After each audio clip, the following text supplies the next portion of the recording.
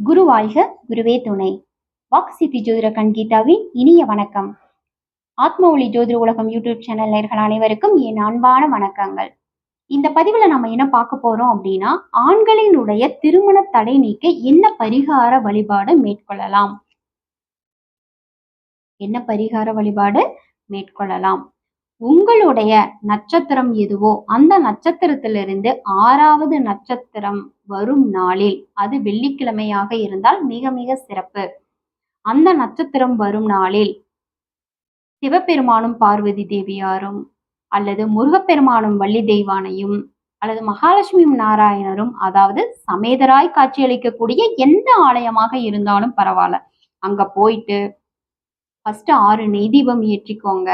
அடுத்து 3 அல்லது 5 திருமணமான பெண்களுக்கு புடவை, வெற்றிலை பாக்கு, ஏதாவது ஒரு சிறு காணிக்கை, மல்லிகை மலர், கலப்படம் இருக்கக்கூடாது, மல்லிகை மலர் மட்டும்தான் இருக்கணும், மஞ்சள் குங்குமம் அவங்க கிட்ட கொடுத்துட்டு நீங்க காலில் விழுந்து ஆசீர்வாதம் வாங்கிட்டு வாங்க.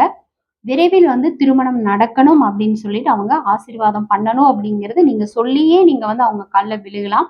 ஏன் அப்படின்னா, ஒவ்வொருத்தரும் ஒவ்வொரு மாதிரி ஆசீர்வாதம் பண்ணுவாங்க. நல்லா இருன்னு சொல்லுவாங்க, நீண்ட ஆயுளோட இருன்னு சொல்லுவாங்க, அந்த மாதிரி சொல்லுவாங்க. நீங்க அவங்க கிட்ட என்ன சொல்லலாம் அப்படின்னா, விரைவில் எனக்கு திருமணம் நடக்கணும் அப்படின்னு எனக்கு ஆசீர்வாதம் பண்ணுங்க அப்படின்னு சொல்லிட்டே நீங்க காலில் விழுந்து ஆசீர்வாதம் பண்ணிட்டு தீபம் ஏற்றி வழிபாடு பண்ணிட்டு நீங்க வந்துடலாம்.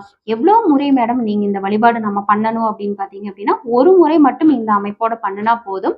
அடுத்தடுத்து பாத்தீங்க அப்படின்னா, உங்களுடைய நட்சத்திரத்தின், இப்போ உங்களுடைய நட்சத்திரம் மூல நட்சத்திரமா இருக்குதுன்னு வச்சுக்கோங்களேன். உங்களுடைய 6வது நட்சத்திரம் என்னவா வரும்? மூலம். அதாவது உங்களுடைய நட்சத்திரத்தையும் சேர்த்து கவுண்டிங் பண்ணணும், அடுத்ததுல இருந்து பண்ணக்கூடாது. அப்போ மூலம், பூராடம், உத்திராடம், திருவோணம், அவிட்டம், சதயம். சதயம் நட்சத்திரத்தன்னைக்கு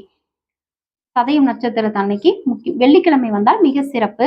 வெள்ளிக்கிழமை வரல அப்படிங்கிறப்ப நீங்க அந்த நட்சத்திரம் வரும் நாள்ல நீங்க இதை பண்ணலாம். ஒரு டைம் மட்டும் அந்த மாதிரி நீங்க பரிகார வழிபாடு மேற்கொண்டுட்டு அடுத்த டைம் பாத்தீங்க அப்படின்னா 6 முறை, இப்ப இது ஒரு முறை பண்ணிட்டீங்க, அடுத்த 5 தடவை பாத்தீங்க அப்படின்னா இதே பிரார்த்தனைய நம்ம அந்த தானம் கொடுக்கறது கிடையாது, தீபம் மட்டும் ஏற்றி 6 நெய் தீபம் மட்டும் ஏற்றி வழிபாடு பண்ணிட்டு வாங்க. அதே கோவில் மாற்றக்கூடாது, அதே கோவில்ல நீங்க வழிபாடு மட்டும் பண்ணிட்டு வாங்க. விரைவில் உங்களுக்கு திருமணம் தடை நீங்கி திருமணமானது உங்களுக்கு நடக்கும்.